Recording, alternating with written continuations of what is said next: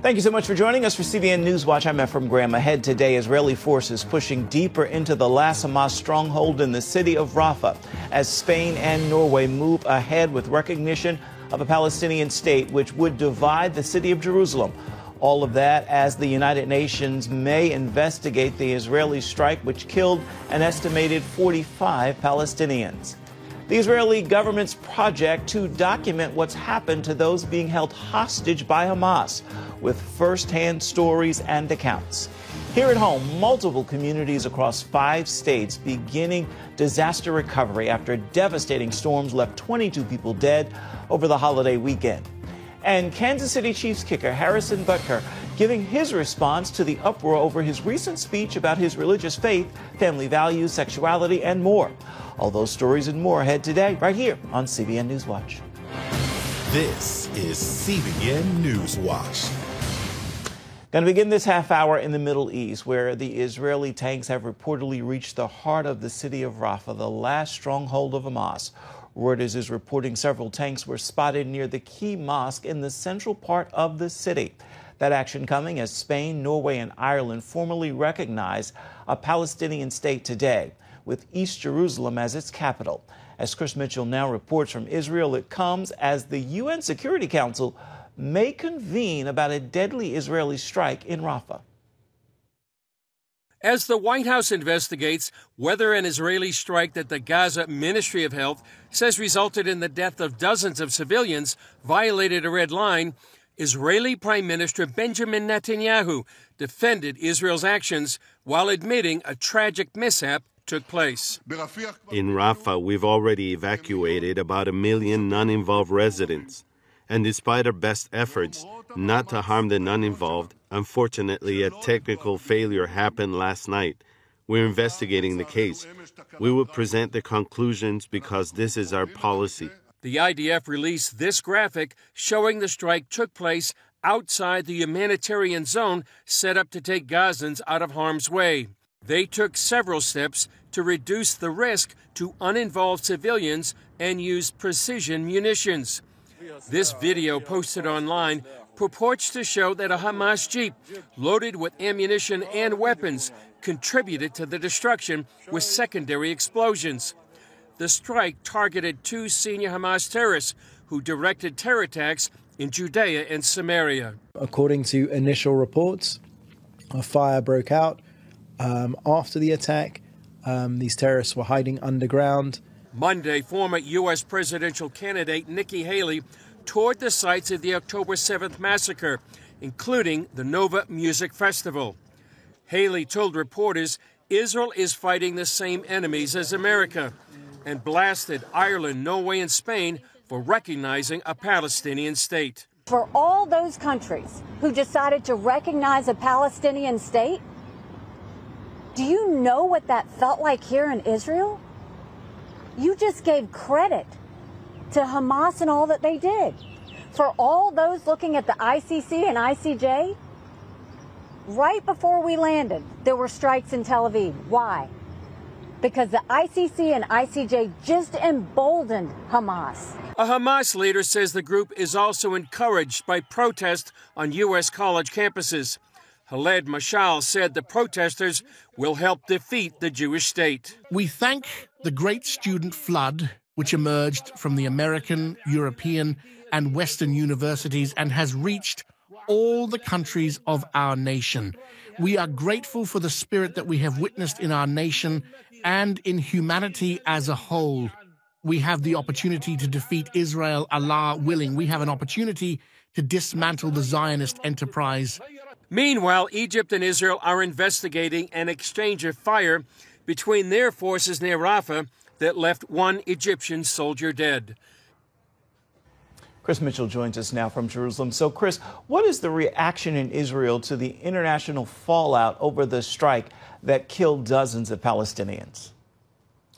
Well, I would think one reaction right here, Ephraim, is skepticism. There's no question something took place, but how much the IDF was responsible, how much was Hamas responsible? We showed that video saying that there was a Hamas jeep there with rockets and ammunition, and there was some secondary explosions. Was it shrapnel that led to a fuel tank fire? There are many suspect what the Gaza Ministry of Health says.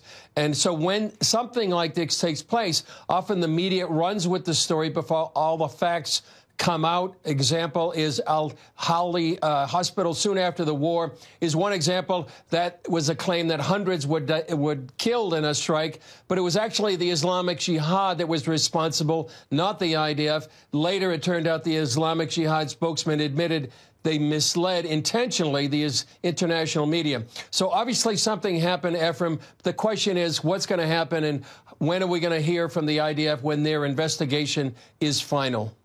Israel is seeing a lot of pressure, but despite that pressure, they're pushing deeper into Rafah. What is the latest on the IDF's military operation there? Well, Ephraim, they're getting closer to the center of Rafah. It says they estimate right now that 30 to 40% of Rafah is in IDF control.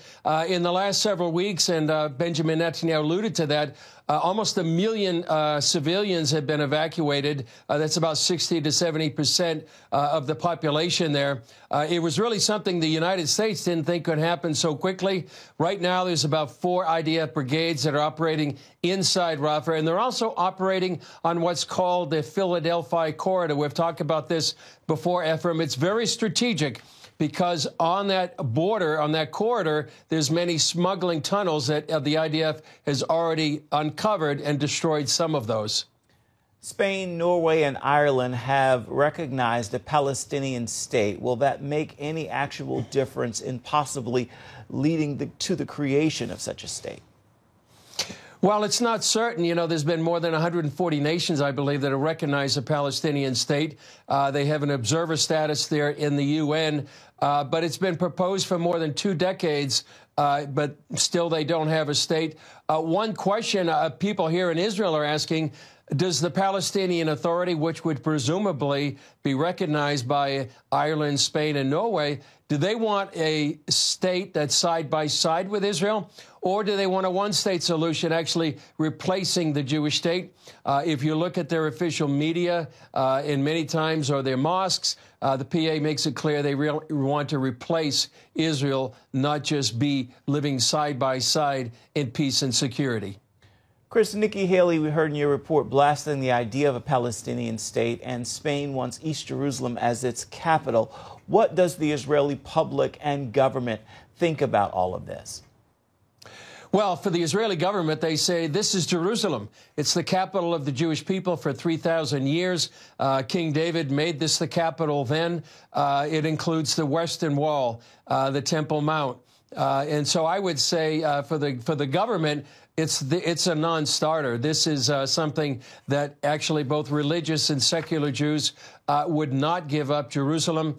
You know, and they've seen what happens up when they've given up land.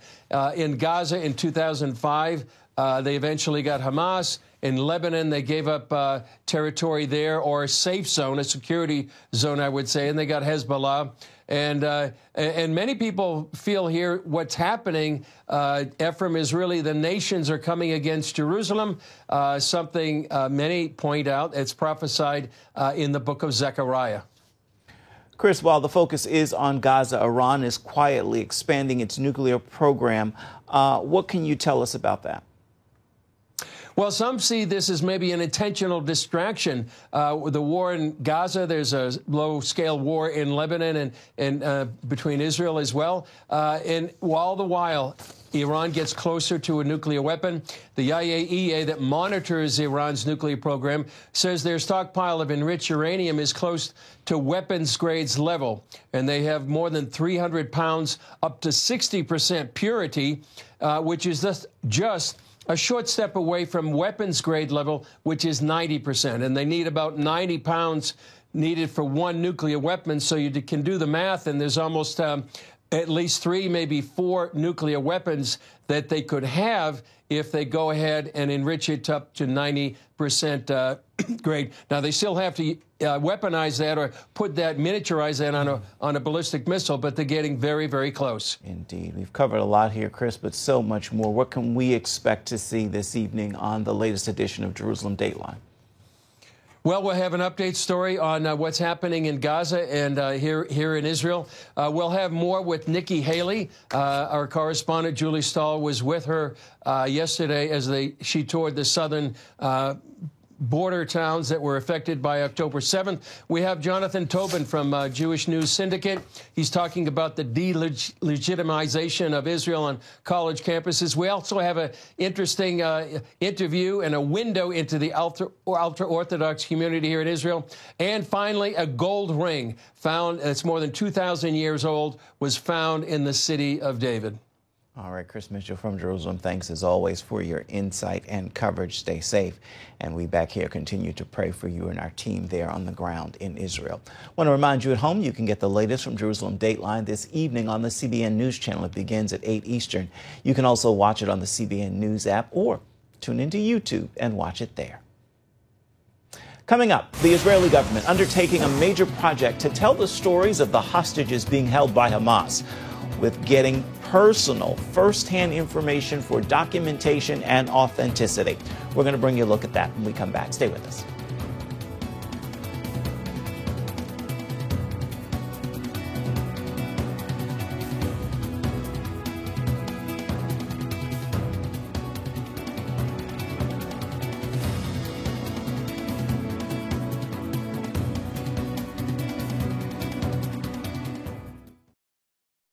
Get your daily quick start from CBN News. A quick read on the important news of the day delivered right to your inbox. Stay current on breaking news, politics, and entertainment.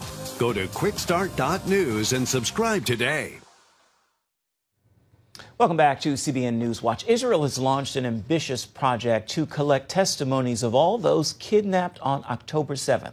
CBN Middle East correspondent Julie Stahl brings us a look at this important effort from the Israeli government.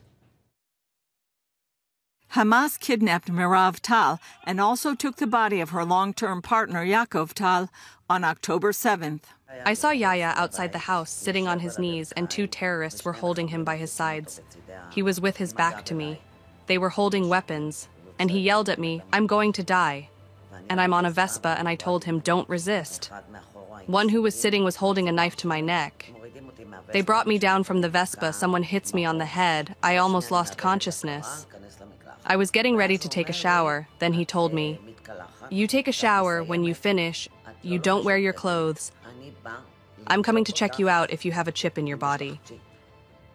That's just one of dozens of testimonies that's part of the government press office project. The GPO took footage and testimonies from all the hostages that arrived in the first period a few months ago, to make sure that, first of all, the foreign media will exactly know what is going on in Hamas horrible activities that they do in the jails, but also for the next generation, that people are ignoring, people forgotten. GPO Director Nitzan Chen stresses the importance of recording the personal first-hand stories for documentation and authenticity. So just imagine if even today, 6 months after the massacre, some people, even the Secretary of the UN denied that there was abuse against women at the jail. Just imagine what will happen 10 years from now. People will ignore, deny that there was some rape in October 7th, there was murder in October 7th. Therefore, the testimonies are very, very important for those days and next generation as well. Journalists met some participants during a preview of the film, which will eventually be stored in the National Archives. There were shouts of Jew in Arabic. They broke in screaming and shooting, bullet marks on the door. We understood my husband was shot. He was lying on the floor with his hands up. This was all in front of our eyes. At Kfar Aza, terrorists abducted Chen, Goldstein-Almog, and 3 of her children. They also murdered her husband and oldest daughter. Then I ran to check on Yam, and I see that she was shot in the face, and I just saw this for a few seconds. It was a shocking sight. Something got opened right here, and blood was coming out of her head. Such a convulsion. She was half passed out. I was simply stunned, in shock, and I was asking myself, is what I'm seeing right now really happening? Malki Shem-Tov is the father of 21-year-old Omer, still a hostage after being kidnapped from the Nova Festival. I saw him already more than 7 months. I terribly miss him. And if he hear me, I want to tell him that we do everything to bring him back home. Him and all the other hostages. Omer, just wait for us. 70-year-old Louis Har, kidnapped along with his friend Fernando Simon Marman, has a different story. The IDF rescued them in February. Suddenly I heard boom, and then wild shooting began and someone grabbed my leg, pulled me down and said, "Put your head down." He said, "Luis, we are the IDF. The IDF. We came to take you home." From that moment, that's it. I was in their hands. It gave me so much confidence. Louis told CBN News the most important priority is to bring the hostages home. We didn't lose our hope, and I hope that no one here loses his hope, because this is the last thing that needs to happen. We need to be strong in order to do everything to bring the hostages home. He says being in captivity convinced him that belief in coexistence just is impossible. Many of the captors said to me, they don't think we should be here. There shouldn't be a land of Israel. There should only be Palestine. That says that we don't have a partner for peace because they teach their children this from the time they're born. They only value hatred, to buy a weapon, and to kill the Jews. That's what they know. Moshe Or's brother, Avi Natan, was kidnapped along with his girlfriend, Noah Argamani, whose mother has terminal brain cancer. Moshe hopes the free world will pressure Hamas in any way possible to free the hostages, because not doing so sends a dangerous message. What will the terrorists all over the world will see and learn? They will learn that by taking hostages, civilians hostages, they can have benefits or earn something in the political field. Imagine yourself what will happen in terrorists in the USA.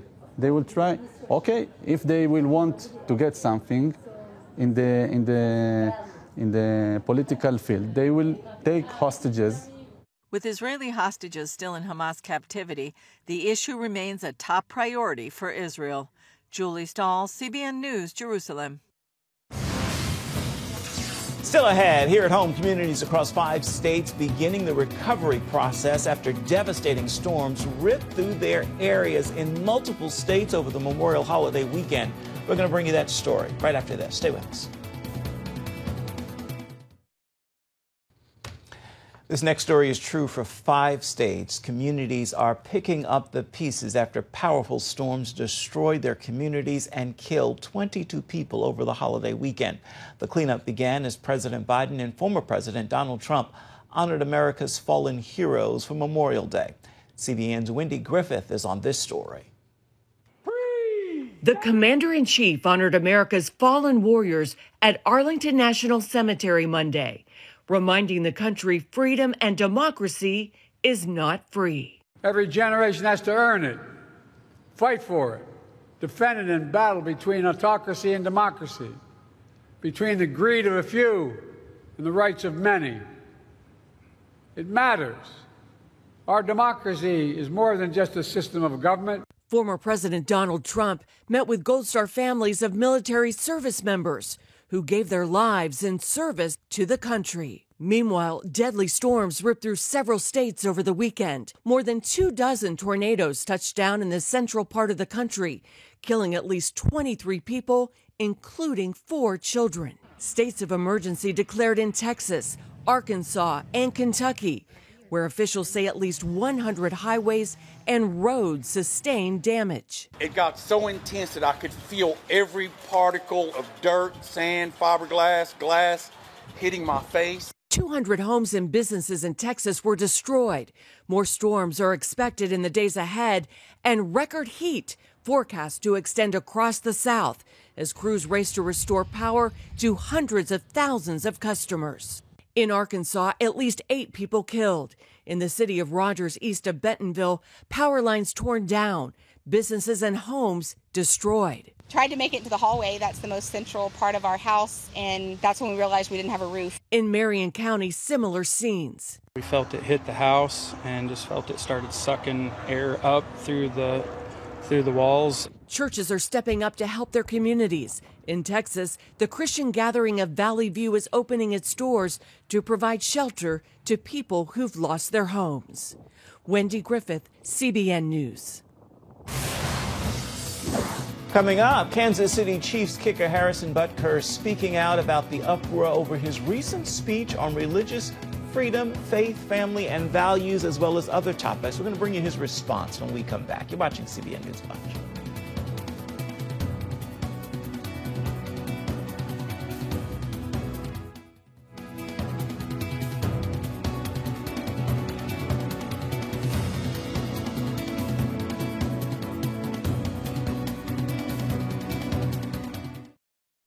Download the CBN News app, 24/7 news from a Christian perspective at home or on the road.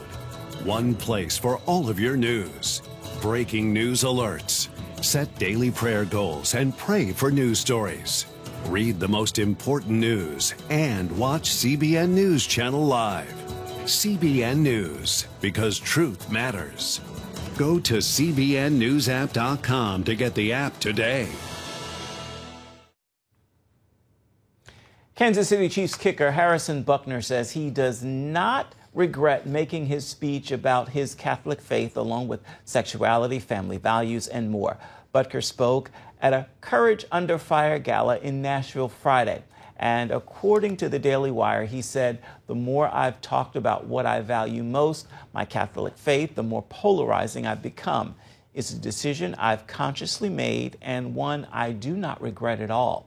He said at first many people expressed a shocking level of hate, but as days went on, many also came to support his freedom of religion. Time now for your Tuesday Tweetable. This is a message I pray will bless you, and you'll post tag tweet and share it with those in your circles of influence. I feel this in my heart for you and for myself as well, and here it is. Get ready. God is about to do his greatest work in you. I don't care what life looks like or feels like in this moment. Trust that word. God is about to do his greatest work in you. Well, that will do it for this edition of CBN NewsWatch. Remember, you can always find more of our programs on the CBN News channel at any time. You can also find them online at cbnnews.com. Take a moment. Let us know what you think about the stories you've seen here today. Email us, newswatch@cbn.com. And then join us right back here tomorrow. Goodbye and God bless.